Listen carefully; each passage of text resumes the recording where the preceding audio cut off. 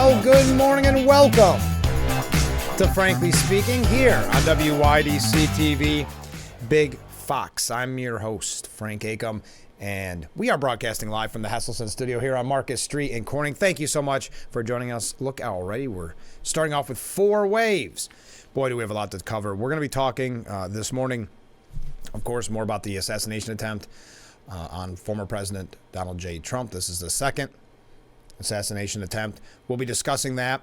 Before that, we do have some local and state issues I want to get to before we run out of time. We've got a couple things here about the campaigns as well. Harris's campaign, there is an update with a new poll out to show the kind of impact that Taylor Swift's endorsement had on the Harris campaign.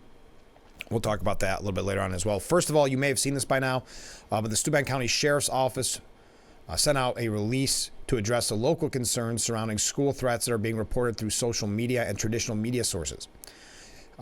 Sheriff Allard said that they have been made aware of school threats that are currently being investigated by our law enforcement partners in Chemung and Broome counties.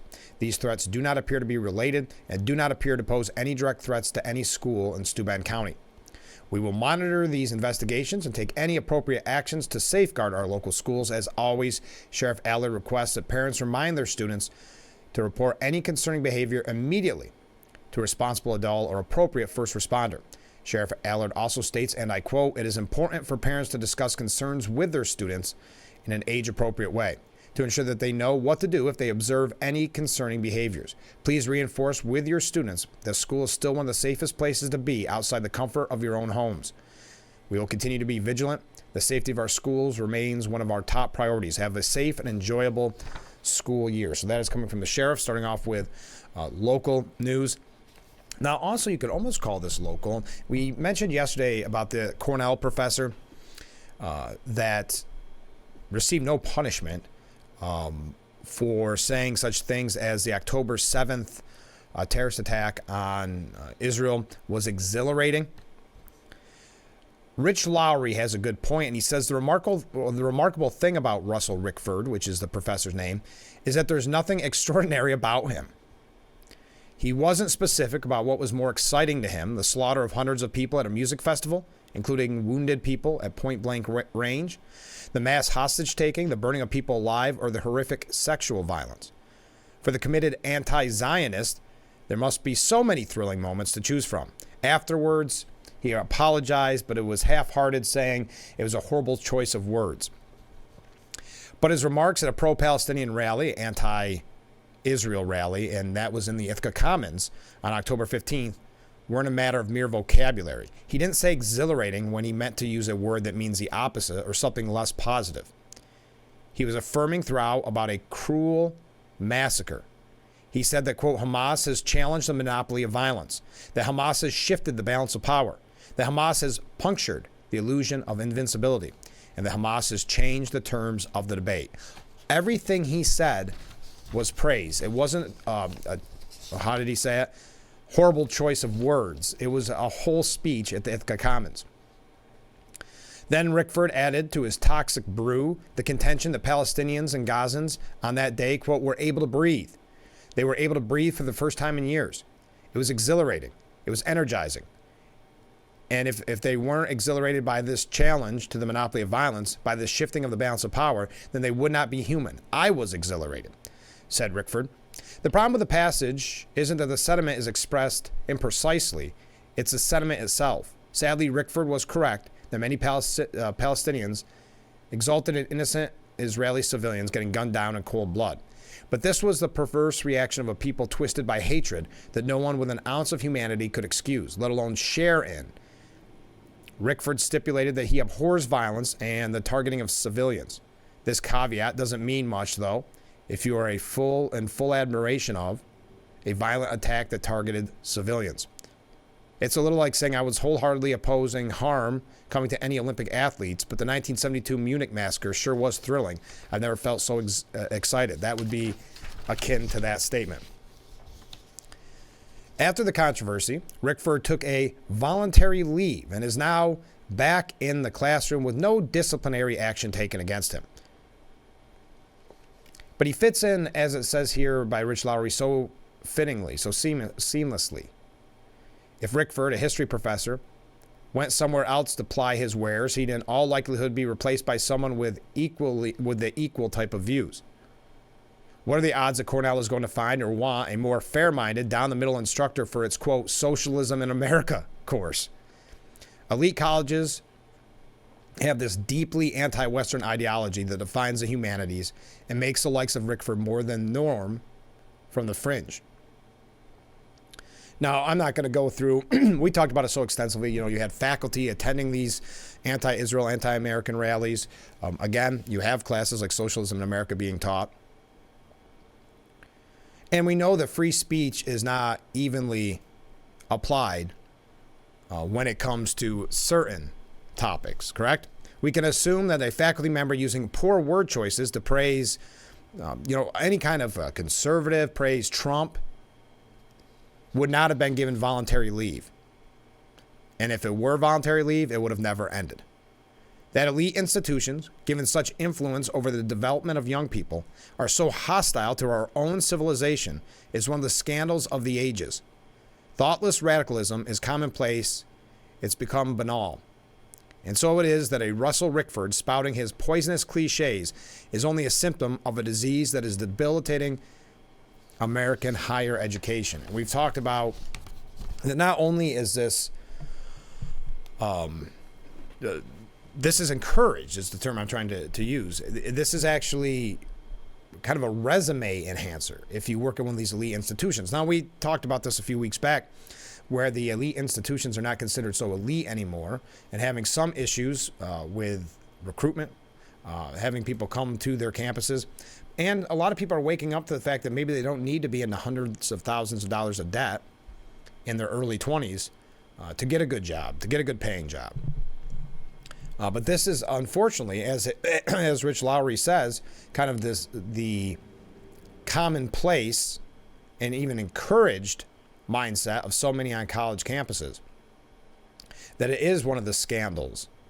But again, it's a scandal that nothing will be done. There's just too much money.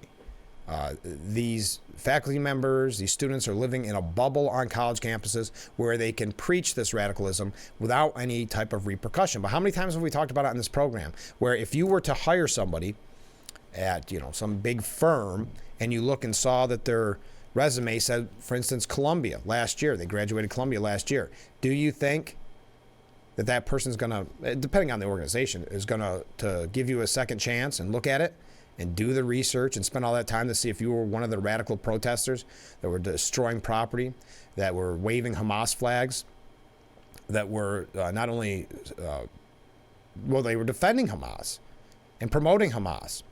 And the New York Post editorial board has a really good concept on this when it comes to what is Governor Hochul going to do? Because this is a really heavy New York State issue. When you look at Columbia, you look at Cornell, many of the headlines when it comes to the anti-Israel, anti-American protests have come from New York State. And as they said, with Professor Russell Rickford, who applauded the worst massacre of Jews since the Holocaust, and all we could get from Governor Hochul was her mealy-mouthed worst in response. And we know for a while, and you remember I made the prediction at the time, and I was correct, and it's not to pat myself on the back, but then when she was calling for a banning of masks, and she'd say that we would look into it, nothing came from it, but there was very bad PR at the time when in the subways there was a man wearing a mask threatening anybody who believed, basically suggesting that if you were Jewish, get up and leave. So Hochul had her flack say to the New York Post about Rickford's academic rehabilitation, quote, this is what they sent. Governor Hochul has repeatedly condemned the brutal Hamas terror attacks of October 7th and believes any glorification of that brutality is outrageous and unacceptable. Words fit for a bowl of oatmeal, says the Post editorial board. Cornell is a private school, and this is something to keep in mind as we have this discussion. It can hire and fire over statements like this as it wishes. There's nothing more that can be done about it. It is a private school, but it should be noted that they receive $127 million in state funding. That means your tax-paying dollars are going to Cornell to promote agendas like this. First of all, if you just take it down to the brass tacks and realize that he's teaching a class, Professor Rickford, on socialism in America. But throw that by the wayside. His comments and the encouragement of this type of rhetoric is being paid for by your tax dollars. And that's where Hochul should be hitting it. If she had the moral courage to do something beyond issuing toothless statements. No matter how woke a school is, monetary pain always seems to bring out the sanity among its administrators, as witnessing the departure of Cornell's disgraced former president Martha Pollack, ousted partly because donors revolted. Plus, as Hochul is ex officio, a member of Cornell's board of trustees, so she can push for a new president who can get this school on course to a future that doesn't include faculty bigots like Rickford. But we see little hope for anything like that. Look at what she's allowed her state to become. In New York City, the center of Jewish life globally outside of Israel, a massive pro-Hamas rally celebrating the murder of hostages took place just this month. Jews are openly stalked, harassed, intimidated, and assaulted on college campuses and elsewhere by the new brown shirts. This madness will only get worse as long as high officials like Hochul refuse to crack down on it. It's time to show some spine, Governor. That's from the New York Post editorial board. I know that's a story that I like to give you updates on because something like that will start to die down in media attention when there's so many other things going on. But it is still such a, it should be such a concern. Because remember, this is the indoctrination of young people that are then going out to the real world. We had that story just yesterday where Gen Zers, there's issues with employing them because they're always so offended. They're, as the report stated, kind of lazy, don't have the work ethic. But remember, work ethic was not encouraged at college campuses. What was encouraged was this kind of liberal activism, this political activism. That's really what gets you the best grades. And do you think for a moment, when we talk about indoctrination, that someone with maybe the values of a conservative could go into that socialism in America class and fight back with their professor at all? Of course not. That's one of many issues why I believe the protest gained such traction. Not because I think there was a lot of students that believed in the cause, that anti-Israel cause, but there are many that, number one, realized that it would make them cool if they're protesting.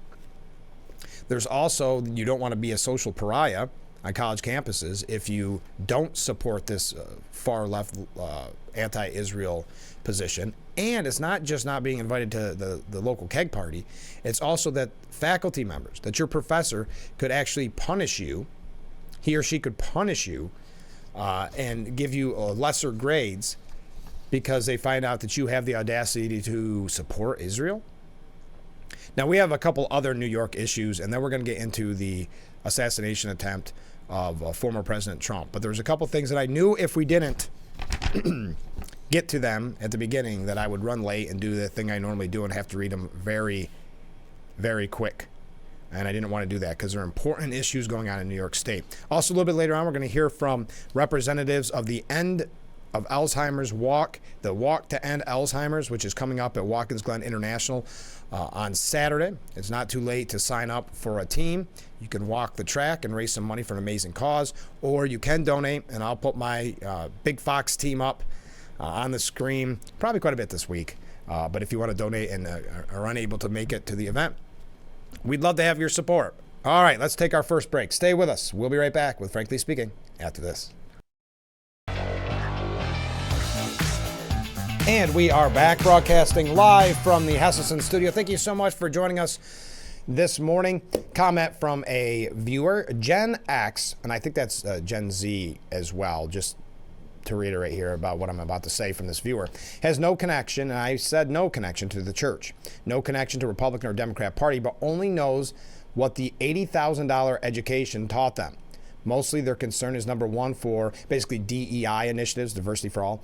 Number two is abortion is a woman's right to choose as she desires. Three, also what can I get for me? And no alliance to anything but being happy. Kamala will make me happy is the idea. And as this viewer says, a smart person will change their view if new information contradicts their belief. An indoctrinated person lacks this ability as they are conditioned to dismiss facts. Thank you very much.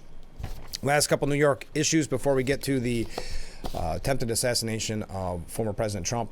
There is a bill, speaking of New York and speaking of the governor, this is at the governor's desk. It would require licensed gunsmiths in New York State to post a warning about the risks that come with owning a firearm. If signed into law, firearms dealers in the state must post a sign where weapons are sold, displayed, or delivered, including a paragraph explaining how guns in the home increase, this is their direct line, this is their quote, increase the risk of suicide, death during a domestic dispute, or unintentional death to children. It must also include contact information for the National Suicide Prevention Lifeline. It would be given to any gun purchaser at the time of sale. Senate Deputy Majority Leader Michael Gianaris said, "We have warning on cigarette boxes. We have warnings on bottles of alcohol, and I would argue that a gun, when used irresponsibly, is much more dangerous than either of those products, as dangerous as they are." Gianaris noted New York has stricter gun laws in place than most other U.S. states, but more must be done to warn people of the risks that come with having a firearm in the home, even when purchased to be used for self-defense. There's a broad educational component that seeps into the public consciousness that will help, the Queens Democrat said. The state would design the notices, which supporters say will serve as a type of public education campaign and reduce the chances a gun will be used to unintentionally hurt someone else. Out of curiosity, just pure curiosity, do the warnings on cigarette packs, I don't know, do the warnings on alcohol, do they really serve the purpose of what they're supposedly set out to do? Rebecca Fisher, the executive director of New Yorkers Against Gun Violence, says they may be purchasing it for the purpose of self-defense, but the likelihood that the gun is actually being used to injure someone else, whether intentionally or otherwise, is much higher than a lot of gun owners may anticipate, and in general, that the public understands. Now, meanwhile, gun store owners argue that they doubt posting such warnings will be effective at reducing gun deaths, adding that signs posted declaring schools as gun-free zones have not prevented a mass shooting from taking place there. Having a location in which to put these signs makes them visible in the way the legislation is calling for, and then have the local police have to come in and verify these signs, are up with another unfunded mandate. It just doesn't make any sense, said Craig Serafini, who owns Upstate Guns and Ammo in Schenectady County. If signed into law, gun store owners who fail to comply with having enough signs or do not have them in the proper locations can be fined $1,000 or face up to 15 days in jail. Local municipalities would not be liable for businesses in non-compliance. Let me ask, just out of curiosity, another question. Do you think if this is signed into law, and I have no reason to think it won't be if it's at Governor Hochul's desk, do you think they'll crack down on this signage more than they've cracked down on the illegal pot places? Now, I will say I believe gun stores and the blacksmiths or whatever, gunsmiths, I believe that they will hang the posters. They won't ignore this law, so don't get me wrong. But I can see more visits at those shops than I do at the numerous illegal weed stores that we've seen pop up throughout our communities and the issues that arise with that. Just something to keep in mind. One last thing that you may not have thought about on New York State, and then we're going to move along and take a break. So approximately 60 schools in New York State had to change their name by the end of the school year, and by the end of this upcoming school year. It has to be something non-indigenous, but their logos and their mascots have to be non-indigenous as well.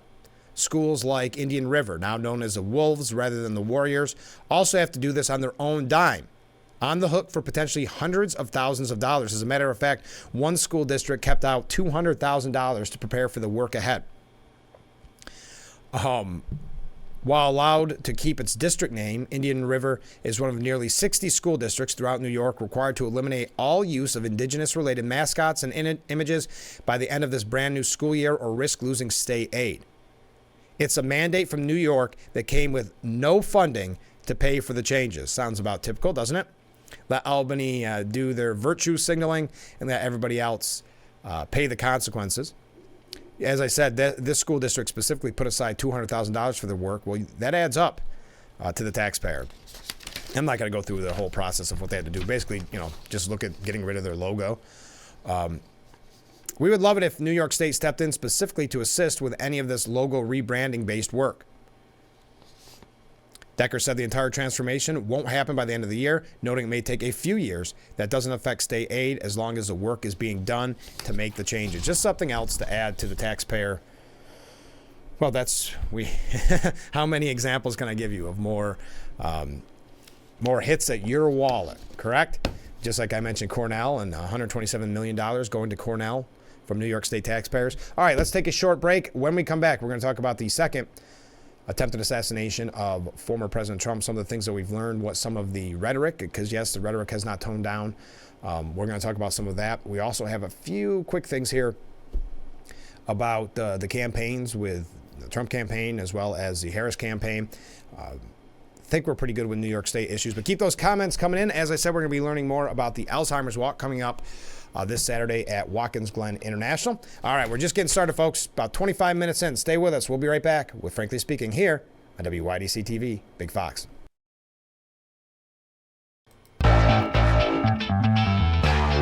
And we are back with Frankly Speaking, broadcasting live from the Hesselson studio. We've got some comments coming in. Democrats enjoy illegal activity so they can eventually say the government is needed to fix the problems it creates. Gunsmiths aren't part of their agenda, so yes, they will be used as examples whenever possible. Yes, of course. When it comes to the signage that we were talking about, that they will have to put up almost safety warnings at gun stores, they will definitely be made a point of if they don't put up the signs. Now, my belief is that because they are law-abiding, and that's the whole issue with guns, right? They focus on the law-abiding citizen and punish them and not the criminal, just like we're seeing with bail reform, et cetera, et cetera. So, yes, they will try to make them definitely make a case for each one that they possibly can. That's why, going back, I equated it to the illegal pot stores that we see throughout our communities. They have no real concerns over it, even though it's costing taxpayers a fortune. Virtue signal talk and woke words is cheap for government, but ends up costing money and freedom for the governed, said another viewer. Another comment, if school mascots can cause so much controversy, maybe there shouldn't be mascots, just town or city names. Well, even that causes some concern. But yes, there was talks of that, everything being somewhat generic. You know, start calling everybody Team A, Team B, but then there'll be issues with that because is it a ranking? Do you do it by, I don't know, various color patterns? I don't know. I don't have the answer, but neither did Albany. They just made these school districts do it no matter what the cost. Here's a comment from Ken. I think the idea that colleges are on the wrong path as far as teaching our kids to be open to new ideas and inclusive of others is a conservative idea. But since colleges are mostly run by liberals, they're on the correct path for the liberal agenda. Propagandize the kids with DEI and teach them to shout down others that don't agree with their ideals. They are being fed. This fits into the Dems' long-term plans of ultimate power, keep everyone upset with each other. United we stand, divided we fall. Yes, I do believe that the idea that teaching of new ideas, being inclusive of others, that is a conservative idea. But they, of course, have taken it to a different extreme, like you said, of the liberal agenda. And there's also that point to be made about college campuses where these professors have only been in academia their whole lives. In most instances. And they are now surrounded by yes people because the students can't push back. So imagine if your whole storied career at some elite university is just people. I've met a few like this. I won't name names, but being surrounded by yes people. So no one can ever challenge them. And they actually encourage these students to go out because we had that piece yesterday that activism, political activism is more important than actually learning, and this was in regards to medicine, learning how to save people's lives is more about how politically active are you. So it's very similar to what you're saying here. At the end of the day, if the professors are surrounded by yes men, they can do as many radical things as they want. Oh, wow, look at all these waves coming in. They can say whatever they want. And look, this is a prime example with this professor from Cornell, who, for whatever reason, I've already forgotten his name, Russell Rickford, that he received no punishment for saying it was exhilarating, the October 7th terrorist attack. Now, again, it's a private institution, but $127 million of taxpayers' dollars in New York State going to Cornell right down the road. Wow, we got a lot of waves and a lot of comments coming in. We'll get your comments after the next break. We are now going to talk, and you can talk about anything that you want in the text. But now we talk about the second attempted assassination of Donald Trump. We learned that Ryan Wesley Routh hid in the sniper's nest for nearly 12 hours before he was spotted by Secret Service. Now, we also learned yesterday that this was there's a few well-known spots at these golf courses where paparazzi will set up and try to get photos of the president playing golf. Having said that, it's kind of standard practice, is what I read, is if you're in that area, you kind of wave to Secret Service and say, hey, I'm here taking photos type idea.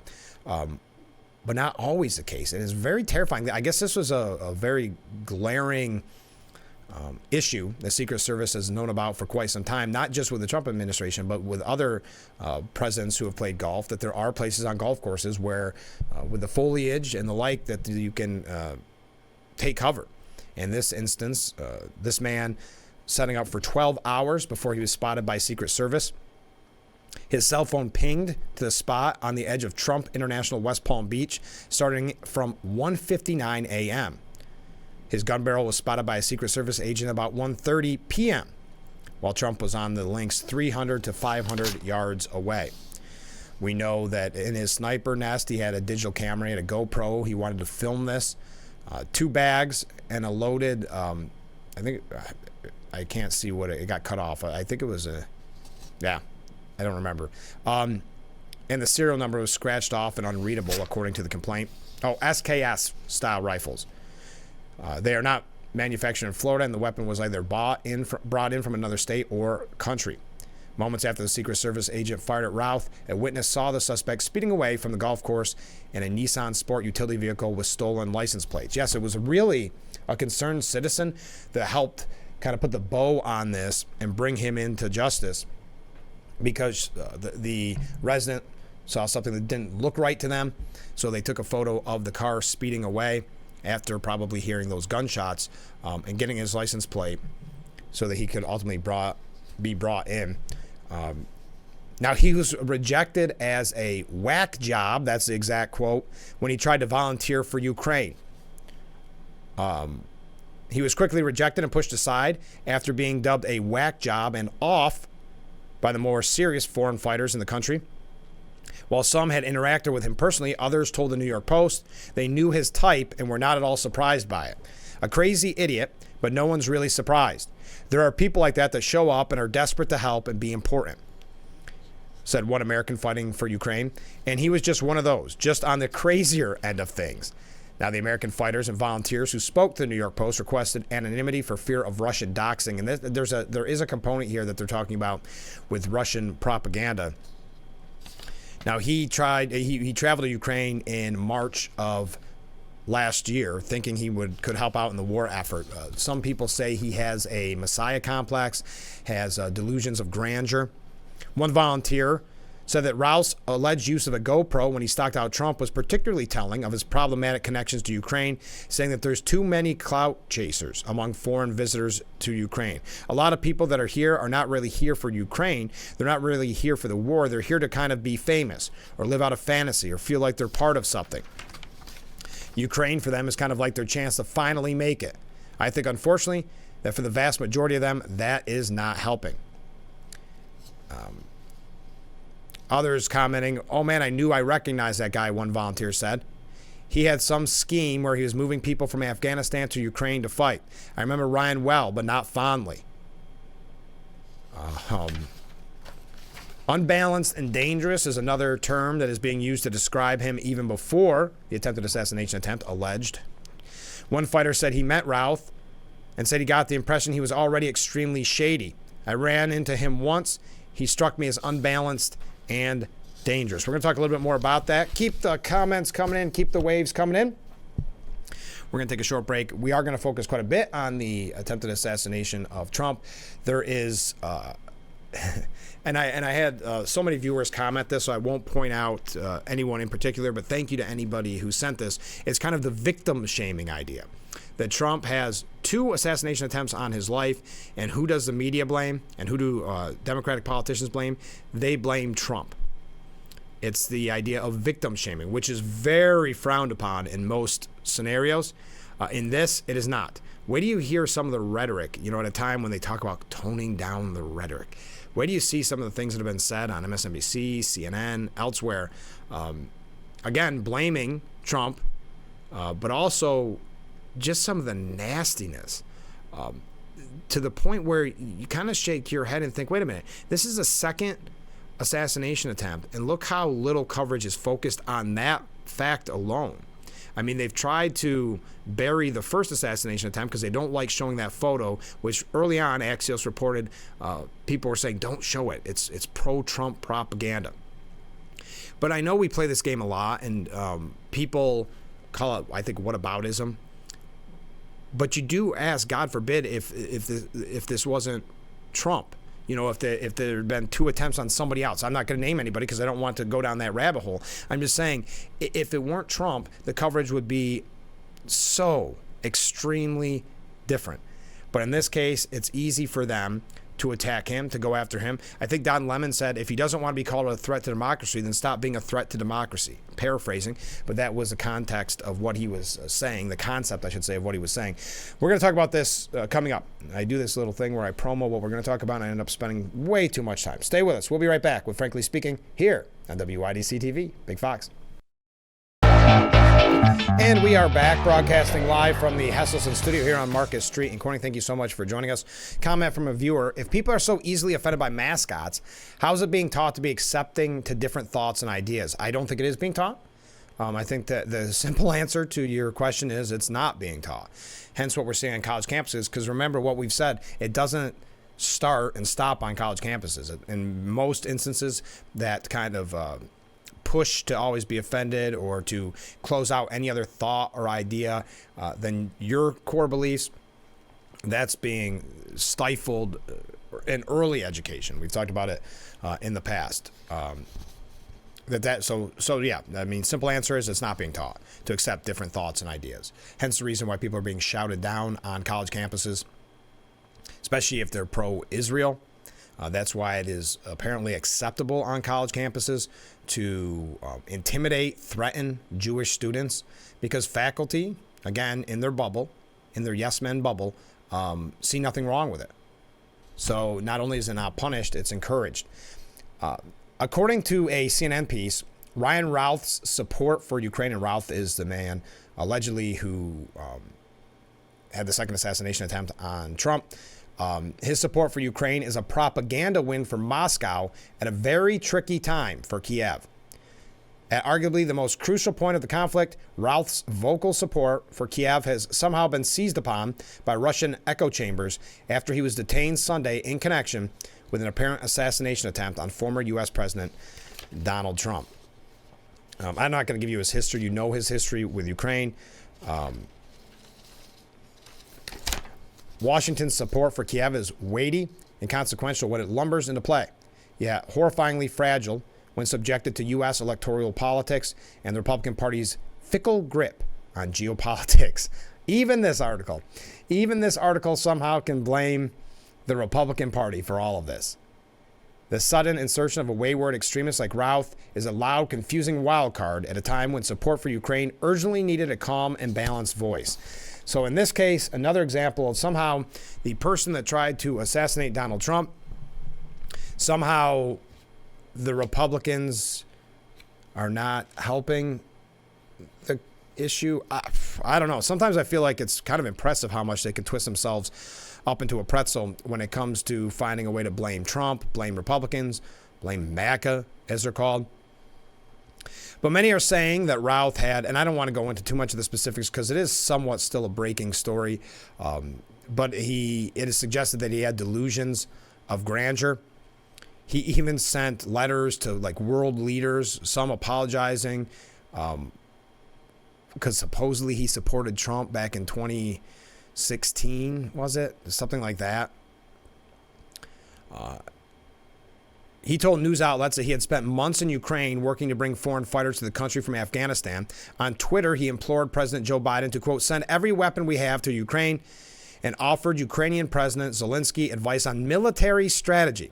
And this is from a guy that they said was way in over his head when it came. Delusions of grandeur is a great way of putting it, where he thought he was kind of the Messiah complex, thought that he was the only ones that could save Ukraine. But the grandiose image that Ralph painted online didn't seem to match up with his reality. In one interview last year, he acknowledged that he hadn't secured a single visa for the Afghan fighters he claimed he was ready to send to the country, and a Ukrainian military official told CNN that Ralph's idea seemed delusional. Away from his keyboard, yes, they call him a keyboard warrior. He ran a small company. We don't need to know about all of that. But in the years before his alleged assassination attempt, he posted messages online criticizing Trump and showed a deep interest in supporting Ukraine in its war with Russia. And as I said, I'm not going to go through all this, but I saw earlier, well, he donated, in always small amounts, the campaigns of Tulsi Gabbard, Beto O'Rourke, Tom Steyer, Elizabeth Warren, and Andrew Yang. His tweets from the time include Ralph calling then-candidate Joe Biden Sleepy Joe and criticized him as someone who stands for nothing, no plans, no ideas, just as limp as Hillary.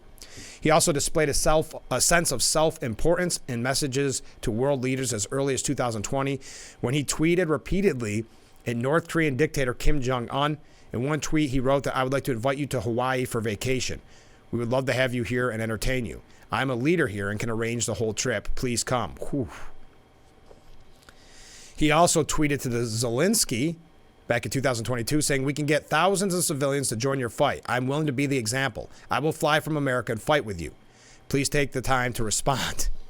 Zelensky did not appear to respond. Imagine that delusion. I mean, to think that, first of all, that calling himself a leader to Kim Jong-un, but to think that you have that kind of power. This is some scary stuff. So, delusion of grandeur. Enough on that. We're going to kind of move along here and say what Trump has been saying, what Vance is saying, what Trump's golf partner is saying, and then really what's important, I think, and what is really something that needs to be focused on is what the media, how they are spinning this and victim shaming, blaming Trump and MAGA Republicans for this. We're going to talk about that as well. So stay with us. We'll be right back with Frankly Speaking here on WYDC TV. Big Fox will be right back. And we are back. Thanks for joining us on Frankly Speaking. This hour is going very, very quickly. A couple comments from viewers. You are correct, Frank. The more hate of Trump, it makes you vote for one issue, and that vote is against the person you hate. Never mind what the other candidate thinks. We hate Trump, so vote for the other person. Yeah, that's kind of been the mindset why I think Harris had so much momentum out of the gate, which is it didn't matter who the candidate was. I mean, we were told for years that by the Democrats that Kamala wasn't a good candidate. They didn't want her to run for president. We can relitigate all that, but that was a common mindset, right? For years.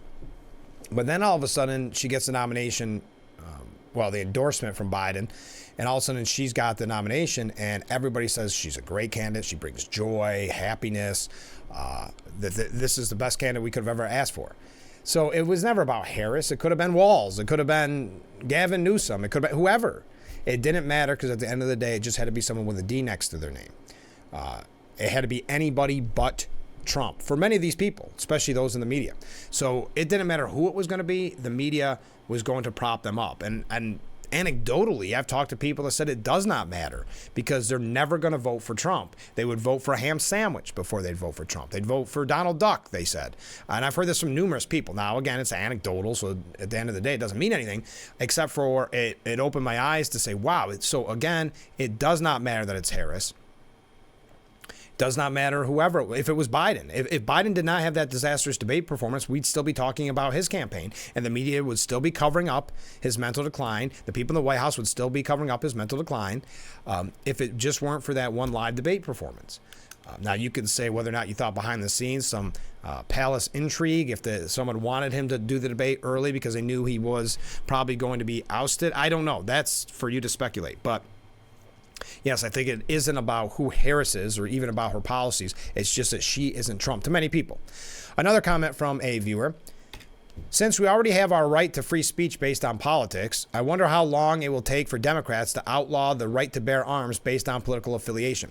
Well, there was that concern, and still a concern, of course, but do you remember when, and I actually thought more was going to come from this, they said anybody on the terrorist watch list should not be able to purchase a gun. And boy, yeah, at face value, you said, absolutely, I don't want a terrorist to be able to purchase a gun. But then you start to think, wait a minute, these past administrations were very quick, not the Trump administration, of course, but very quick to throw around the term domestic terrorists. And at the time when this first started getting traction, Tea Party members were being equated to domestic terrorists. So you could see the slippery slope. So to your point, when it comes to slippery slope, it's already been attempted in a way. And if you ever looked at the no-fly list, and that's what I think it was. It wasn't the specific terrorist watch list, I think. Well, it was for the flying one. And you remember some of the names at the time they pulled out that should have never been. I mean, some were elected politicians, et cetera, whatever you want to say about that one. But you had no real, what's the word I'm looking for? No real way to go back in and get your name off that list without thousands of dollars in legal fees and a long extended amount of time. So yes, there was already somewhat a push for that, but it's a good point. Thank you, viewer. All right. Trump's golf partner says he was 5 yards away from the former president when the shots rang out. Steve Witkoff, a New York real estate investor, was on Hannity's program yesterday, saying yesterday was quite a day. I actually feel blessed that I was there yesterday. And the reason I feel blessed is that I got to see what it's like for my dear friend to live his normal life. His normal life, which is punctuated by 2 attempts to assassinate him in the last 60 days. Being vilified since he left the presidency, falsely accused and harassed. Here he was yesterday on a beautiful day, just trying to get some rest and relaxation like all the rest of us. And there's a man with an assault rifle who's attempting to kill him. It was terrible. But I got to see a man who was stoic, courageous, cared about his friend's safety first before his own life. He was an inspiration to everyone who was around him yesterday. I wish the whole country could have witnessed what happened yesterday because they would have seen a real leader. Now, Ryan Routh was charged yesterday with possession of a firearm by a convicted felon and having a firearm with a obliterated serial number. I wonder if more will come from this. There's a piece by Jonathan Turley, maybe? Don't quote me on that. Talking about how they should put this, instead of the feds kind of grandstanding, they should put it into the Florida, let Florida take over, let Florida be in charge of the trial. And we may get to that later, though. It is a little bit lawyerese. I guess the big thing to take away is Trump was just upset he couldn't finish golfing. There has been talks of needing to boost the former president's security detail because Richard Rowe, the U.S. Secret Service acting director, said with reports of gunfire, the former president's close protection detail immediately evacuated the president to a safe location. The protective methodologies of the Secret Service were effective yesterday. The former president's protective apparatus allowed for the early identification of the threat and led to a safe evacuation. The increased assets directed by President Biden, were in place yesterday. He also praised the men and women of the Secret Service for rising to meet the moment of an unprecedented and hyper-dynamic threat environment. Piers Morgan has a piece, and maybe we'll get to it a little bit later on. Piers Morgan has a piece about, kind of save the applause. He still believes the Secret Service and how it all went down on Sunday was a disaster. I wish I could have, it's here somewhere. Oh, spare me the applause. The latest Trump assassination bid was a Secret Service fiasco. And that's at the New York Post. In case we don't have an opportunity to get to it, you can find it there yourself. All right, we got to take the last break of this hour. Stay with us. We'll be right back with Frankly Speaking. And we are back with Frankly Speaking here on WYDC TV, Big Fox, broadcasting live from the Hesselson studio, wrapping up hour number 1. It is unbelievable how fast and how quickly this program goes. In the next hour, we are going to be talking to representatives from the Walk to End Alzheimer's organization, and there is a walk this Saturday at 4 p.m. at Watkins Glen International. You'll find out how you can register a team, or you can support our team here at Big Fox, or just go on to their website and support another team if you want to do that. Because it doesn't matter at the end of the day, it all goes to a good cause, and I think it's going to be a fun event. I don't know what the weather is going to be like. I have not heard one way or another, but I think just being able to walk around Watkins Glen racetrack is kind of a unique experience, and it all goes for a good cause.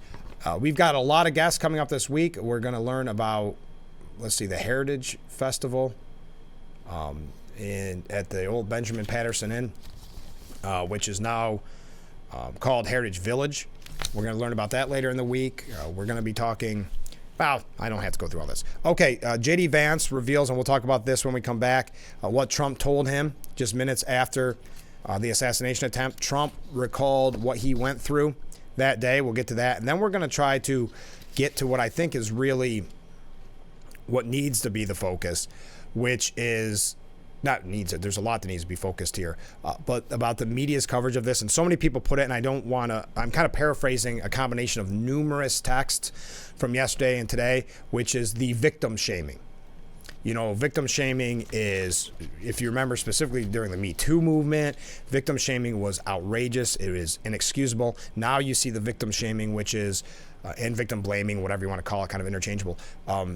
You see it with Trump, that it's his fault that he's now had 2 assassination attempts on his life. That has been the common theme in the media, and we are going to talk about it. So please be a part of it. If you're new to the show, you see the number on the bottom of your screen. You can reach out at any time. The best is text message, but you can leave a voicemail if you're more of a voicemail person.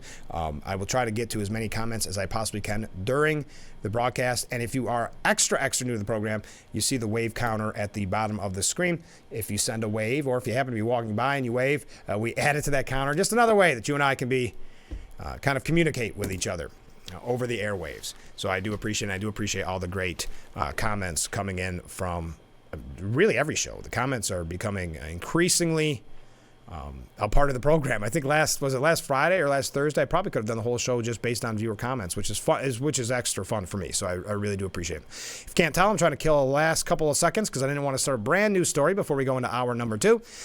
So that's what a little bit of this is all about. But we do have a very busy hour left. This hour in the books. Hour number 2 coming up in mere moments. Stay with us. This is Frankly Speaking here on WYDC TV. Big Fox. We'll be right back.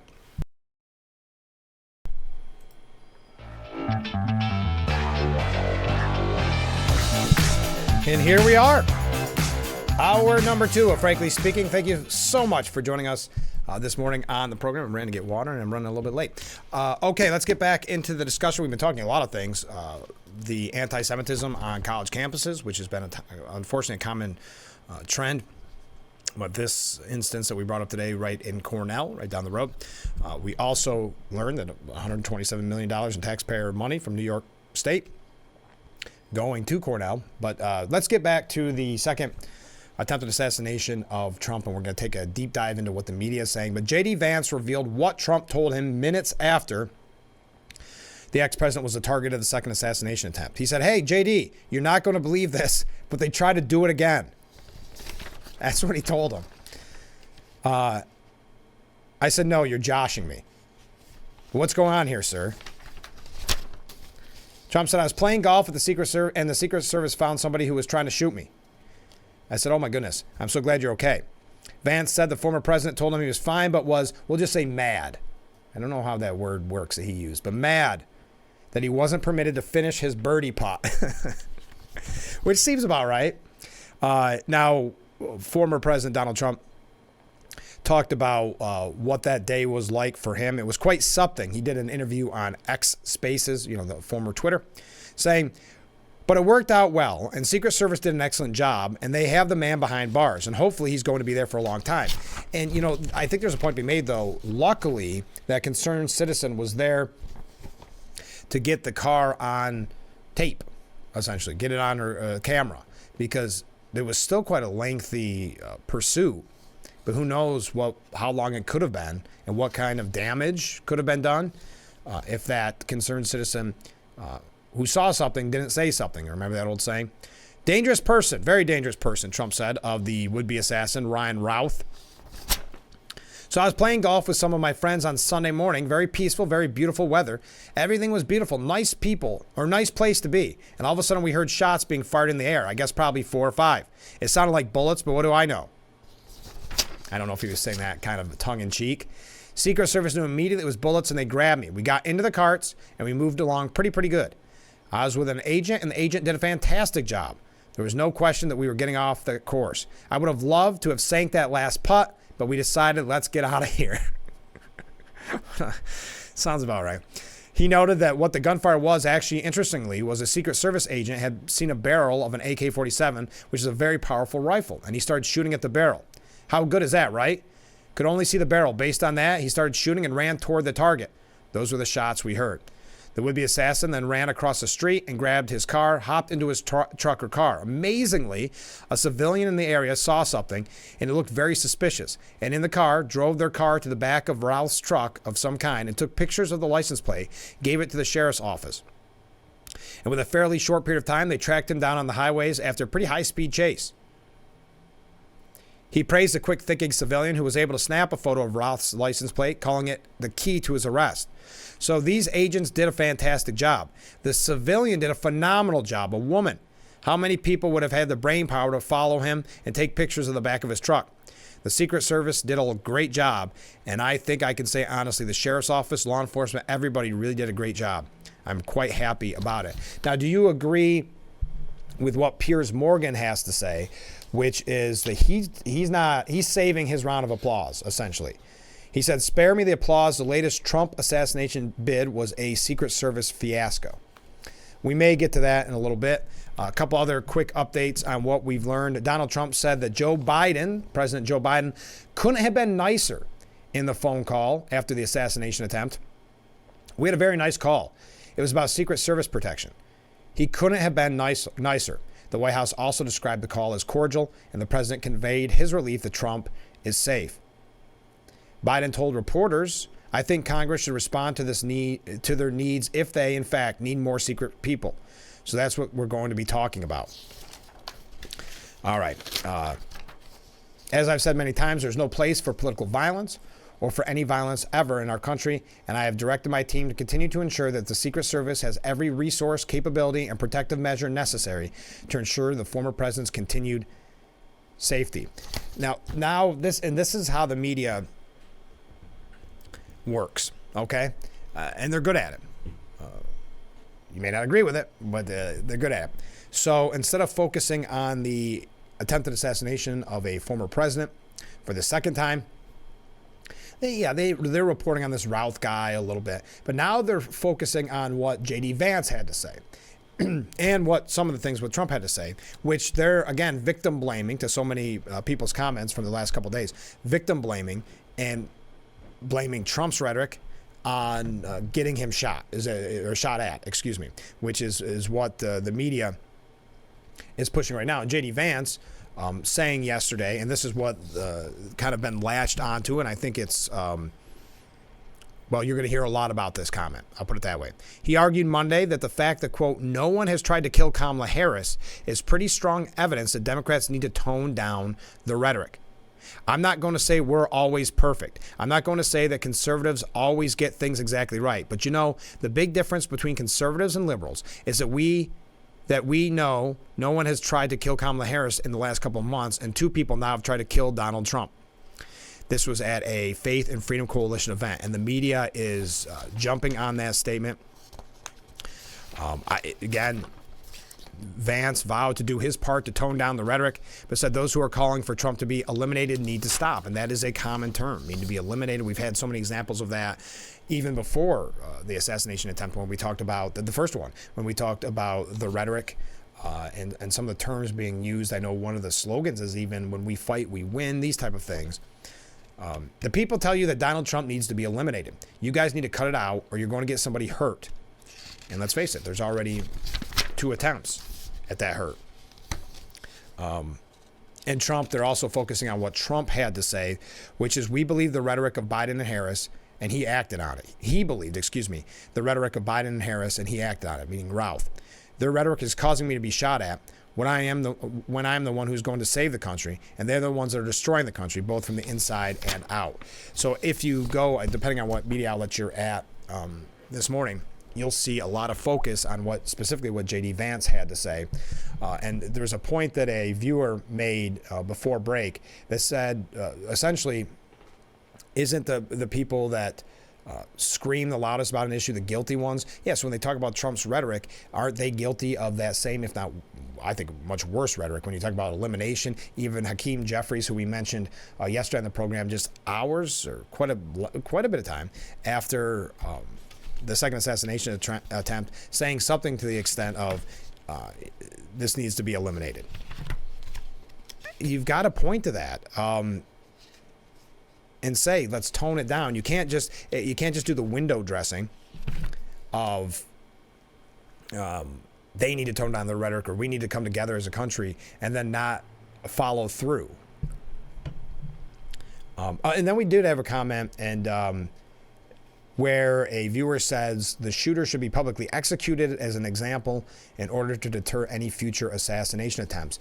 Would that be a deterrent? The only reason I say that is if you look at the first assassination attempt, he was shot and killed on that rooftop, and that didn't seem to deter the second guy. But it sounds like the second guy had such delusions of grandeur, and even though he didn't really have any military background, thought he was brilliant. So he must have thought that he was, I guess, going to get away with it. There's some mental unhinged mindset there. But continuing, so now, as I mentioned, to the media, Vance blames liberal rhetoric for an apparent assassination attempt against Trump. Now, according to this piece by Kit Mayer, they said Vance vowed to do my part to tone down the rhetoric and said he was speaking particularly to those who say that Trump needs to be eliminated. Somebody's going to get hurt by it, and it's going to destroy this country. Somebody's going to get hurt. And you think about what an incredible wound it would open in the United States of America, all of us. And I promise I will do my part to tone down the rhetoric. But in particular, the people telling you that Donald Trump needs to be eliminated, you guys need to cut it out. You are going to get somebody hurt. But that's not normally where the media is focusing the attention on that quote. But the media's focus is on this. The investigation into Sunday's apparent attempt on Trump's life is continuing, and additional charges could be brought, law enforcement officials familiar with the matter told CNN. So Daniel McCarthy puts it, well, no, can't do it. Gotta take a break. Keep those comments coming in. Keep those waves coming in. We'll be right back with Frankly Speaking here on WYDC TV. Big Fox, stay with us. And we are back with Frankly Speaking, broadcasting live from the Hesselson studio. I am your host, Frank Acom. Okay. I appreciate everybody's comments as they come in. I can't tell you how much I appreciate it. I've got to say to the person who wrote this one, I'm not super pleased that you're having me read this. But I'll do it anyway. The things I do for this show. Here we go. You're killing me, Frank. What did Tay-Tay say? Will it make my day? Are you proud of yourself? Making me say that? That, I'm assuming, is in reference to something I mentioned in the 6 o'clock hour, which is how did Taylor Swift's endorsement of Harris affect the race? We had speculated about this. I still think it has, no matter what you say, a lot of power one way or the other in today's celebrity culture. So I hope that's what this is in reference to, and it wasn't just a trick to get me to say that. So a second poll has now shown that the overwhelming majority of voters don't really care about Taylor Swift's endorsement of Harris. And at first I said, well, what outlet is this coming from? Well, this is an outlet that would most likely want to see that really affect the race. Only 6% of respondents in a new ABC News Ipsos poll released Sunday said the pop star's endorsement of Kamala Harris makes them more likely to vote for her, 6%. Meanwhile, 13% said it makes them less likely to support her, with the vast majority, 81%, saying it makes no difference whatsoever. Those responding negatively are overwhelmingly supporters, as you can imagine, of former President Donald Trump. ABC News was behind last week's presidential debate, so you know they're not overly happy with the, and again, polls, you know how I feel about polls, and I think you feel the same way. But that's not exactly the response they were hoping to get. Now, the new poll comes after a separate YouGov poll also found that Taylor Swift's endorsement isn't working the magic that the left had anticipated. I will say one thing that intrigued me is the timing of the endorsement. When you have the quote-unquote momentum, and let's say he really thought she was going to do really bad in the debate, but because don't think for a moment, folks. I mean, I think this goes without saying. I don't want to spend too much time on this, by the way, but that this was all a coordinated effort. It's not just as if Taylor Swift sat on her couch and decided, today's the day I'm going to endorse. I mean, this has all been probably pre-written, definitely checked and double-checked. I'm assuming got approval from the Harris campaign. And I'm surprised at the timing of it, though, because unless you didn't have confidence in your debate performance, I would think, hey, wait and send this a little bit later, because right now we'll have the momentum, quote unquote, momentum from the debate. And then as that starts to ebb, then we throw the Taylor Swift endorsement. But YouGov found that just 8% of respondents said that they would be either somewhat or much more likely to vote for Harris due to Swift's endorsement. A full 20% in the YouGov poll said that they are somewhat or much more likely to vote for Donald Trump because of it. The majority of respondents, at 66%, said that Swift's endorsement made no difference. So 66 in YouGov, 81 in the ABC polls. Interesting. Again, the timing was weird, but definitely something worth mentioning. So I hope that is what that was in reference to, and why you had me do that. Yes, this is a comment from a viewer. President Trump is definitely a grassroots person, unlike the big money. Yeah, Democrats, if you think about it, in this race, it is the biggest, or how do I want to word it? Not biggest. Big money has played the most influential role in this presidential race, perhaps more than any other, because big money was also behind pushing Biden out. So you have the beginning part of that, burying their money, saying we're not going to give any more to Biden until he's out. Now there's also Nancy Pelosi and the Democrats who stabbed him in the back. That's neither here nor there. It's a very important part of that, but I'm talking about big money specifically. And then you have the big money pushing him out, and then the floodgates opened when he was out and endorsed Harris, and all that big money that had been saving up that they weren't giving to Biden went to Harris so that she could start off with that momentum. So yes, I think there's a point to be made there. So many other issues. Yeah, we're going to be talking about what some of the media rhetoric on all of this has been. Daniel McCarthy says that if Democrats didn't believe they'd put Donald Trump in an assassin's crosshairs the first time, they have no excuse for pleading ignorance now. And what the argument is that the apocalyptic rhetoric about Trump only intensified, only increased after the first assassination attempt. So why would there not think of there could be this potentially second attempt? I mean, even Routh, the man being accused of this, tweeted out back in April, "Democracy is on the ballot and we cannot lose," which is very reminiscent of what we heard at the convention and elsewhere.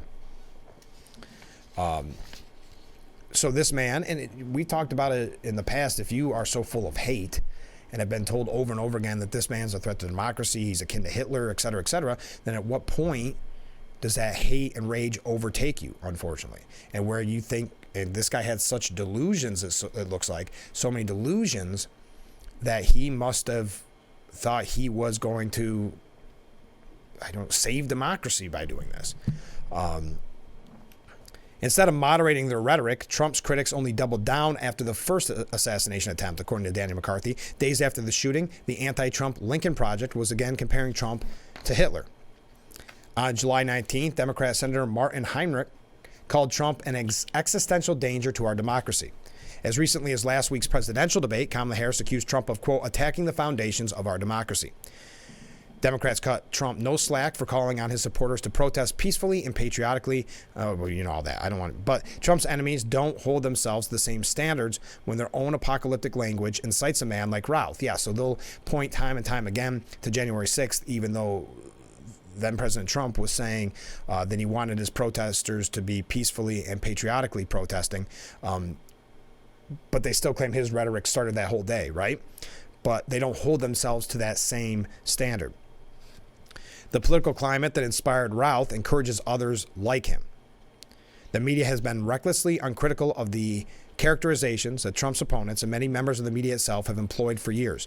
Listening to the Democrats and watching MSNBC, a terrified man or woman might think the country's on the brink of dictatorship.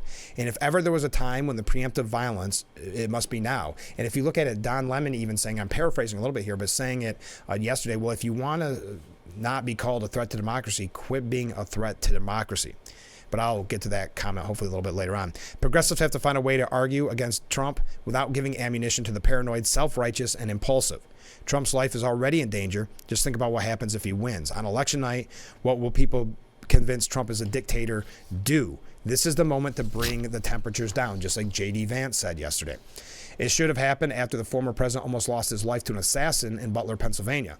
But little changed after the horrific incident.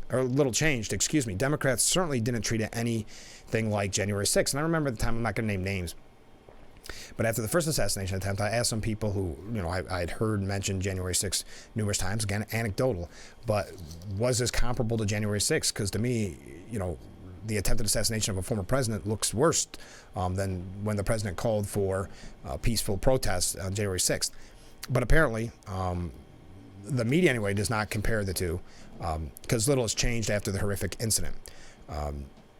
So I thought that was an interesting piece by Danny McCarthy. We got to take a break, though, because we got a guest coming up. 2 guests, as a matter of fact. We're going to talk about the Alzheimer's Walk at the Watkins Glen International Racecourse. It's this Saturday at 4 p.m. Well, while I'm talking to you about it, why don't I do this?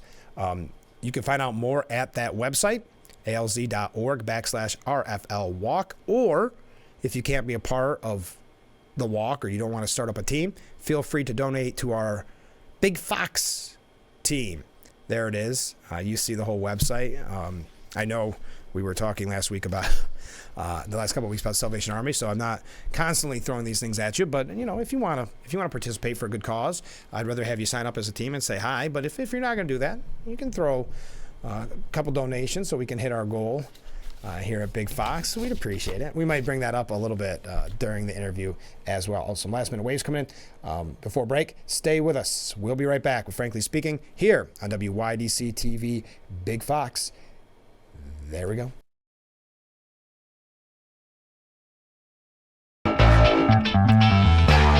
And we are back. I know I said we were going to go to our guest, but we just got some breaking news locally here. There is a trailer on fire, and I actually have a photo of it from a viewer. I-86 eastbound is closed. So keep this in mind on your way into school, your way into work as they're dealing with this fire. West is backed up quite a distance. It's right around the GCP Plaza. So keep that in mind on your way into school, way into work. Again, I-86 eastbound is closed. The west is backed up as well. So it could really add a lot of time to your morning commute. So I say call the boss and just say you're going to watch some more Frankly Speaking. You'll get in when it's all cleaned up. Actually, don't do that. But I just want to give that information to you. So we are going to take another break only because we got to get set up for our interview. But again, if you're just joining us, because we do offer breaking news here on the program. The trailer is on fire. I-86 eastbound closed. West is backed up right near the GCP Plaza. All right, we'll be right back with Frankly Speaking here on WYDC TV. Big Fox, please stay with us. Who knows what kind of breaking news we'll get next. Welcome back to Frankly Speaking here on WYDC TV Big Fox. I'm your host, Frank Aiken. We're broadcasting from the Hesselson studio, and we're talking about the Walk to End Alzheimer's in Watkins Glen. Thanks for joining us. Yeah, thanks for having us. This is exciting because it's important. The walks are so important to raise awareness, to get the funds that are needed. But this is extra special because you're not just walking around like a high school gymnasium. You're walking around Watkins Glen International. People must be really excited about that. Yeah, this is, I think, the 4th year we've been at the track, yeah. And it is a tremendous opportunity. Even sometimes the racers themselves don't get a chance to walk the track. Yeah. So one of the car clubs that's going to be there next on the 21st, Saturday the 21st, is going to join us and walk the track. They have some members that that's are going great. to do that after they've driven there all day. So it's for a great cause, and you get to see Watkins Glen International. Now, when did you first get involved with the Walk to End Alzheimer's? Either one. Oh, sure. I'm new to the walk, actually. I just joined as co-chair this year along with Ken. Yeah. But it was actually a good time to join. I just lost an uncle to a dementia-related illness earlier this year. Sure. So it's one of those things where I find that it really hits home with a lot of people, and you don't have to really stretch out very far in your friend or associates group to find people that have been touched by Alzheimer's and dementia-related diseases. So I'm happy to be on the team. And I've been involved since I've been in this area, probably 6 years now, Oh, wow. in one way or the other with the walk. And as last year was the chairman, happy to have Cam as the co-chairman, volunteer co-chairman, succeeding Jan Vanderblink of Hilliard Corporation, course. who was the chairman for the previous 2 years. And he's the reason we're at both participating, because it's hard to say no to Jan, but also why we're at the track. He was able to secure the track. We're grateful to Watkins Glen for welcoming us there to do this event. And it's, like we were saying, one of the best venues we can think of to walk. And one thing, pardon me, that I like when you sign up for a team, and you kind of hinted towards it, you can walk for someone, right? So your team can be, I'm walking for, like you said, as so many people are affected by it, you can put a name there. It just makes it even more special, I guess, that evening. Yeah, it's a nice opportunity to really honor people that are in your lives or that you've lost, and I think it also shows how this is such a personal event for many. Now tell us a little bit about the Walk to End Alzheimer's organization as a whole. Well, it really, the walks are across the country. This is the one for our area. There's another one, I think, in the Cortland area, the next nearest one. But it's really to support the Alzheimer's Association and the work that they do. And that includes, looking and striving towards a cure in our lifetime. Right. 6 years ago, I didn't think that was possible. But there's been some tremendous breakthroughs and advancements in treatments, not a cure, but treatments that can, help people live with this disease longer and have more, comfortable and productive lives, even despite their diagnosis. It also supports all the work that the Alzheimer's Association does in the Southern Tier and then the Rochester region, supporting families, supporting individuals, support groups, information, 24/7 resource line that the Alzheimer's Association provides. So it's really all of that you're supporting by participating in this event. And we're talking about the Walk to End Alzheimer's in Watkins Glen at the Watkins Glen International Racecourse. What's the day's events look like? Sure. So registration starts at 4 p.m. on Saturday the 21st.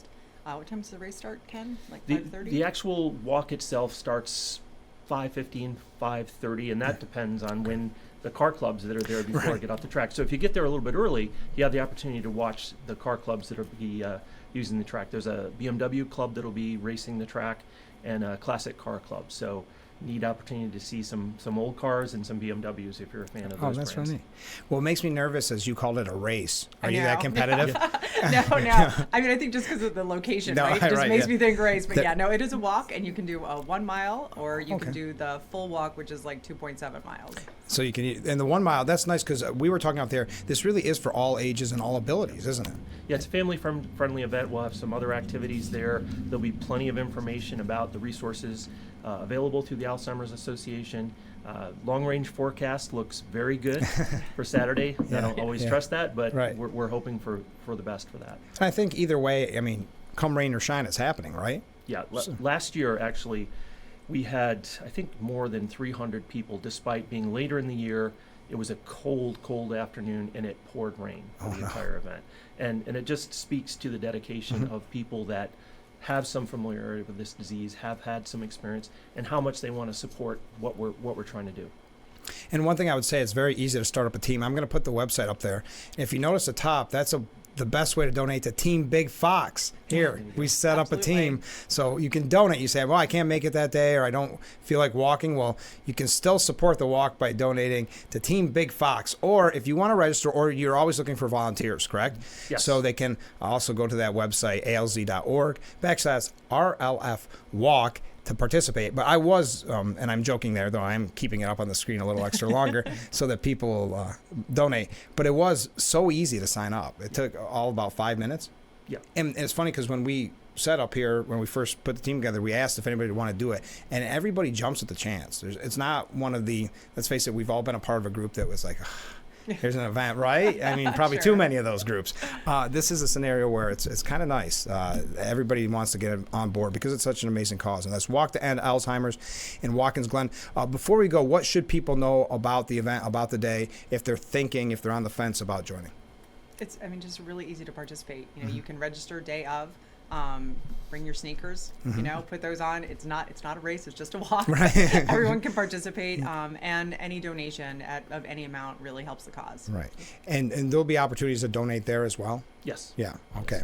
Well, best of luck. I'll see you out there. Right, no racing. Absolutely. You swear to I me. don't know. Now I kind of want I know. to. No, So. okay. I'm going to beat you across that finish line. Well, thank you so much for being on the show. Best of luck, and we'll see you on Saturday. All right, Thank you. sounds great. All Thank right, you. we'll be right back with Frankly Speaking here on WYDC TV. Big Fox, stay with us. And we are back, broadcasting live from the Hesselson studio here on Marcus Street in Corning. Thank you to our guests for being on the program this morning. Really appreciate it. Also, if you missed it in the last break, there is a trailer on fire on I-86 eastbound. Eastbound is closed. The west is backed up pretty far. That's right around the GCP Plaza, so keep that in mind on your way into school or your way into work. All right, so we were talking about the media's coverage, and I do have, someone brought this up, and we're going to jump ahead real quick. I was going to save it towards the end, but someone had brought this up, and I had it in my stack already, but worth mentioning it. Coming from Fox News, there's a sheriff in Ohio who's took to social media to issue a warning to the public that anyone who is showing support for Vice President Kamala Harris's campaign could eventually house some extra guests. In a post on his personal campaign page, Portage County Sheriff Bruce Zukowski appeared to encourage residents to write down the addresses of supporters for Democrat presidential candidate Kamala Harris. When people ask me what's going to happen if the flip-flopping, laughing hyena wins, is the exact quote from Zukowski, I say write down all the addresses of the people who had signs in the yards. So when the illegal, so they could put the illegal immigrants in their houses, need a place to live, we already have the addresses of their new families who supported their arrival. I have a feeling this is not going to get the attention he may have wanted. He said, it's like living in a dystopian nightmare. Where is it here? This is specifically about Springfield now at that point. And anyway, so you get the idea. Thank you for bringing that to my attention. Let's get back to the second assassination attempt at former President Trump. Stephen Collinson, going back to that kind of victim blaming, said Trump pivots from second apparent assassination attempt to more incendiary claims. Ex-President Donald Trump responded to a second apparent assassination attempt that he blames on incendiary political rhetoric by inflaming the situation even more. Now, you know the quotes. I'm not going to go through them. But he says, Trump, without evidence, said that the alleged would-be shooter, quote, believed the rhetoric of Biden and Harris, and he acted on it. The rhetoric is causing me to get shot at when I'm the one who is going to save the country, and they are the ones that are destroying the country, both from the inside and out. And you've heard that quote. This again from Stephen Collinson and CNN, and I've got other examples as well. But basically what it boils down to is a lot of victim blaming. The final line in the piece is, in an interview on State of the Union, Vance said that any suggestion that he or Trump had acted in a way that caused such threats was disgusting. It's also disgusting, says Stephen Collinson, that anyone would consider assassinating a former president running in a Democratic election. Yet, the historical record shows that while Trump has become a victim of a toxic political culture, he's also one of its primary instigators. Hillary Clinton was on MSNBC's The Rachel Maddow Show on Monday, saying, I'm very hopeful and even optimistic that Americans who do not want to see a continuation of this politics of hate and division will reject Trump. This again, Hillary Clinton. The object of this case is Donald Trump, his demagoguery, his danger to our country and the world. You know, they were merciless about what they saw as President Biden's problems in the debate and calling for him to withdraw. I believe Donald Trump has disqualified himself over and over and over again to be a presidential candidate, let alone a president. Now, it wasn't Trump and Vance pushing for Biden to be outed. It was his own party, but I'll continue. Clinton saying, I do think more and more Americans are rejecting the kind of chaos that he represents. We can't go back. That's what the Harris campaign says all the time. We're not going back. We're not going to go back. You know, what he failed to do to protect American lives during COVID. We're not going to go back to the, romance with dictators that puts innocent lives at risk and puts America's security in danger.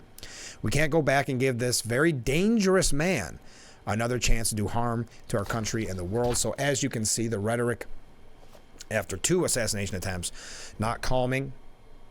MSNBC's Joy Reid on Readout said during her monologue, what better way to replace embarrassing memes about JD's cat lady fixation and his weird possible amorous relationships. Wow, this has just become a propaganda, even more so than we already thought. Then to get Americans to instead post memes about Haitians eating the dogs and cats. She concluded all of this as Trump faces his second brush with death via a gunman shooting at him in Palm Beach, Florida, just as happened in Pennsylvania, neither of whom were Haitian or any kind of immigrant, both of whom are white American, Trump-supporting men with guns. Both of whom are white American, Trump-supporting men with guns. And the rhetoric continues. That from Joy Reid on MSNBC, that passes as, I don't know, brilliant commentary. Since when has anyone suggested that it was a Trump-supporting men in either scenario? Anna Navarro blames mental health issues, and you see the push for gun control being used with this as well. I kept reading yesterday, officials on both sides of the aisle tweet out, in America, there is no room, there is no space for political violence. You know, we condemn political violence. We condemn it no matter what it's perpetrated on or attempted on.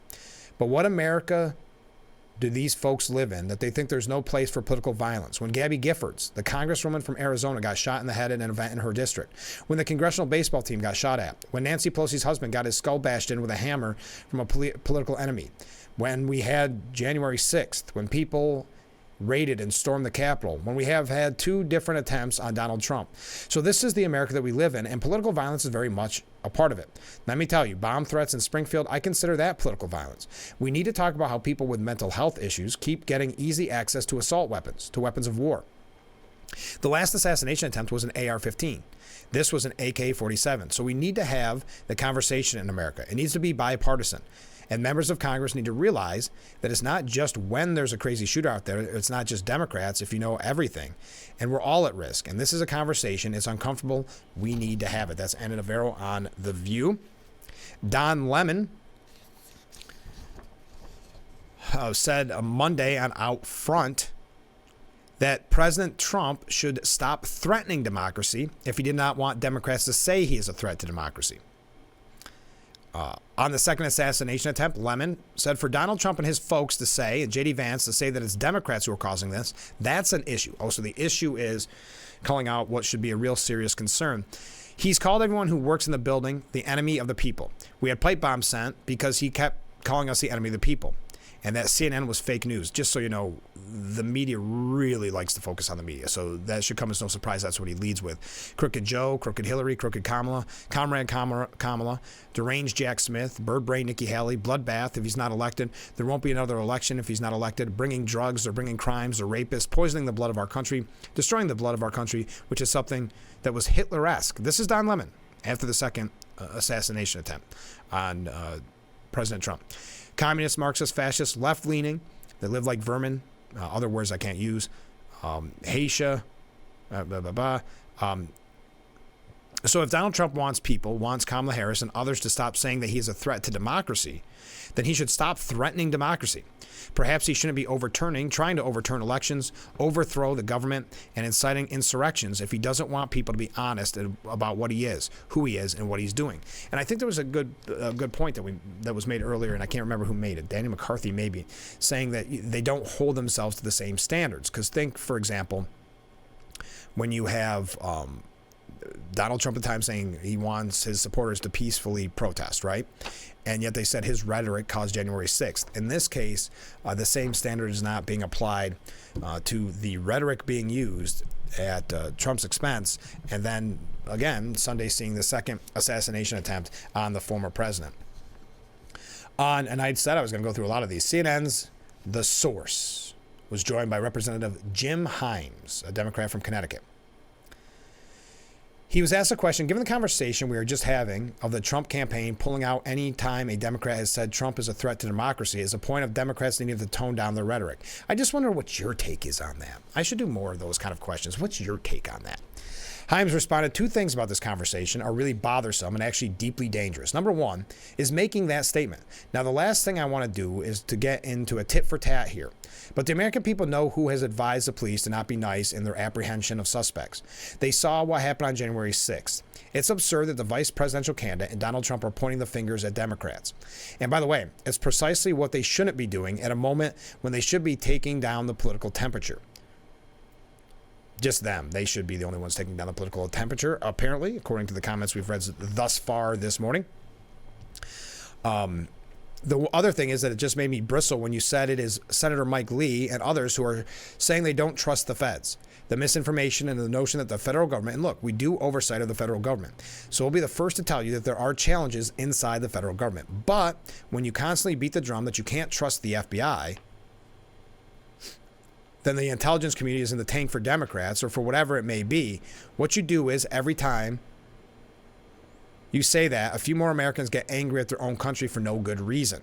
There is no evidence backing any of this stuff. And if you work hard enough to delegitimize the government in the eyes of Americans, you're going to create a very dangerous environment. So more of the blame. Continuing, MSNBC's Nicole Wallace on Monday's Deadline program said the connection between political violence and the rhetoric of Donald Trump is undeniable. We are talking about a community in Ohio where the children, 2 elementary schools and middle schools were closed because of bomb threats, where a bunch of older students, college-age students, were learning virtually because the folks that ran those institutions don't feel like they could secure them after the racist smears about the Haitian Americans eating dogs and cats. Unrepentant and unapologetic is the best way to describe Donald Trump and his running mate J.D. Vance about the language that led to the threat environment. Do you have any reporting that suggests any recalibrating about their own rhetoric towards vulnerable communities in this country? Reporter Vaughn Hilliard said no to answer your question. We have seen political violence and volatility in our communities extended beyond the threats to Donald Trump himself. We see them in Springfield, Ohio. So Wallace finished by saying the tragic massacres, mass shootings, where the shooters themselves pledged in their own words and manifestos to adhere to the Great Replacement theory, which is the ideology sort of at the root of a lot of the anti-immigrant, anti-migrant, anti-asylum seeker rhetoric. And that is, of course, is the Buffalo Massacre, the Tree of Life Massacre, and the massacre in El Paso. The connection between the language and the guns and the action is undeniable. We also learned that Representative Mickey Sherrill, a Democrat from New Jersey, said on Monday how the second assassination attempt against former President Trump was a confluence of Republican misinformation and fear-mongering alongside the complete availability of assault rifles. She was speaking with Jim Acosta. That should come as no surprise. I think we also have to address some underlying issues that are going on here as well. This really seems to be the confluence of 2 very bad things going on in the Republican Party. On one side, the attempts to divide, to enrage the population, to put out false rumors and misinformation. Isn't this so much projection that you hear so often about? We know the mayor in Springfield is begging the Republican Party to stop with the false information on immigrants. They have portions of the town on lockdown at this point, and an increase in all this partisanship and the fear-mongering that's going on. And then on the other side, we have this complete availability of assault rifles too. It seems almost anyone who wants to have access. So how did this man, who already had some convictions for barricading himself with a weapon, have access to weapons of war that I was trained on when I was in the military? Merrill asked. Costa later referenced a since-deleted post from Elon Musk asking why they want to kill Donald Trump and remarking no one is even trying to assassinate Biden and Kamala. He asked Sherrill whether Musk could be in legal jeopardy. She said, well, it certainly, I think, opens him up some moral jeopardy.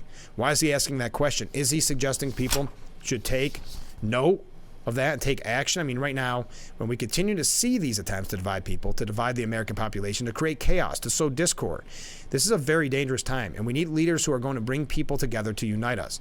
And now as we face these perilous times, Donald Trump and the GOP and Project 2025 and J.D. Vance and now Elon Musk continue to try to sow division and wedges and hatred in the population. I think it's very dangerous. Got all the talking points there on, all in one statement. Later on in the segment, Acosta commented, it just seems as if we're getting closer and closer to the election. The rhetoric is getting amped up to some pretty volatile levels. The rhetoric is getting amped up to very volatile levels on one side of the aisle. That is getting amped up by the GOP Republicans, MAGA Republicans, by Donald Trump, Sherrill argued. So it is Trump's rhetoric that has led to this situation. Now, if you recall at the time, Kamala Harris, her senior advisor, David Plouffe, if you know that name, previously called for the extermination of Donald Trump and his kind. This was back in a post in 2016. It is not enough to simply beat Trump. He must be destroyed thoroughly. His kind must not rise again. this is just the kind of rhetoric that continues. Oh, I had another story here. There we go. Now, the House Democrat, who is this here? Oh, yeah, this is the one I wanted to reference earlier, and I couldn't find the article. House Minority Leader Hakeem Jeffries posted a message demanding supporters stop the extreme MAGA Republicans. Extreme MAGA Republicans are the party of a national abortion ban and Trump's Project 2025, which we know it is not Trump's Project 2025. We must stop them, he posted. The statement was posted well after news broke that Trump was safe following what authorities described as a likely assassination attempt on his life. All right, we have to take the last break of today's show. There's a couple of things to get to. I see a lot of comments coming in. Stay with us. This is Frankly Speaking here on WYDC TV. Big Fox will be right back. And we are back broadcasting live from the Hesselson studio. This is Frankly Speaking. I'm your host, Frank Acom, and we are wrapping up today's edition of the program. A couple last comments. I'm going to miss a few because we got a lot in and I had that longer break, and sorry, some of I just didn't get a chance to read, but some I did. You just pointed out yet more examples of the Democrats shouting out loud because they're in fact exactly what they're accusing Trump of. Yes, it's that kind of projection. Next up, didn't all the bad things in the world take place while Biden was president, not Trump? Did Hillary misspeak? Well, that's what's so interesting about we're not going to go back, right? Because if you think, and Trump has mentioned it and many others, the peace and prosperity under the Trump administration when it comes to world peace, when we talk about financial stability, that's why we had that example of Don Lemon probably a month ago when someone said, man, it really stinks to buy groceries. I'm broke. And Don Lemon goes, no, I've got stats right here that show you're wrong. The economy is much better off. And then someone sent me an article that Sweden is offering to pay migrants from third world countries $34,000 to self-deport. The country stated that their migration policy is undergoing a paradigm shift. I'd say $35,000 to self-deport. There's a piece here from Fox News from David Marcus. Just like that, the left has normalized assassination attempts, he says. When he was talking to someone, when he was at the racetrack, he said, someone said it almost seems normal now, the bartender added. Then David Marcus goes through and tells you everywhere where he was and what he was having to eat. But none of the networks cut away from the actions of news coverage. My phone wasn't blowing up with notifications. And my guess is that 90% of the people down on the floor of the casino or in the sports book had no idea anything had even happened. We all know that in such an attempt has been made on Harris's life, the game would not have only been cut away from the news. They'd likely have been suspended. But this is more about the media bias. It's also about social callousness. Let's take a step back and realize what this reaction to a former president and current candidate nearly being killed is absolutely bizarre. It was not the reaction just 2 months ago, the last time Trump was almost whacked by a loony leftist, if you're keeping track. And this again, David Marcus. The normalization of the assassination attempt on Sunday was palatable, regardless of every politician and pundit on all sides, for the most part, furrowing their well-plucked brows and decrying political violence. The desensitization of murder attempts against political opponents is a danger that cannot be overstated. It can only forebode a future for which not only do more attempts occur, but Americans' basic respect for the lives of those they disagree with diminish. In America of 25 years ago, when we did not hate each other quite so much, the natural thing that would be occurring this week would be an event with Donald Trump, Kamala Harris, and Joe Biden all teaming up to remind us our core nonviolent values.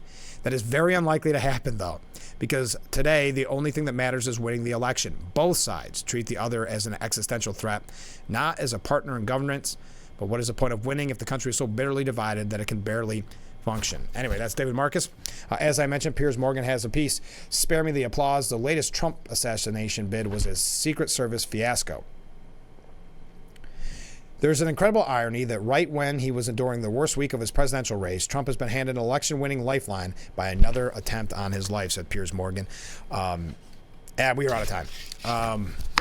Thank you to everybody who joined us this morning. Thank you to our guests from the Alzheimer's Walk, Walk Down Alzheimer's at the Watkins Glen International Racetrack, which is coming up this Saturday at 4 p.m. So we appreciate them being on the program. Thank you for all the comments, all the waves. Make sure you join us tomorrow morning and every weekday morning, starting at 6 a.m. for Frankly Speaking. We're going to have guests throughout the week. We'll keep those highlighted as they get set in stone, so you will not want to miss it. Don't miss a moment of the action. As you can tell, It goes quickly on this program, and that's why we receive so many great comments from you, the viewer. And you can comment 24/7. You see the number on the bottom of your screen. It does not have to be during the program. You can comment after if there's something you see that you want to talk about on tomorrow's show. So join us every weekday morning starting at 6 for Frankly Speaking, only on WYDC TV. Big Fox, we'll see you tomorrow morning bright and early. I look forward to it already.